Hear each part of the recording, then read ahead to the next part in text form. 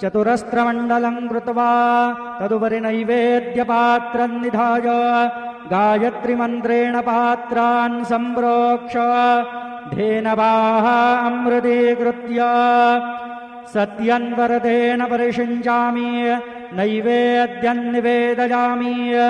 ॐ प्राणाय स्वाहा ॐ अपानाय स्वाहा ॐ व्यानाय स्वाहा ॐ उदानाय स्वाहा ॐ समानाय स्वाहा ॐ ब्रह्मणे नमः।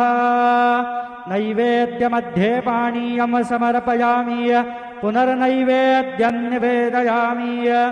ॐ प्राणाय स्वाहा ॐ अपानाय स्वाहा ॐ व्यानाय स्वाहा ॐ उदानाय स्वाहा ॐ समानाय स्वाहा ॐ ब्रह्मणे नमः।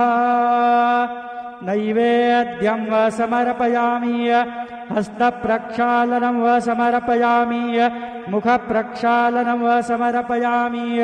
सद्गुरो साईनाथदेवताभ्यो नमः।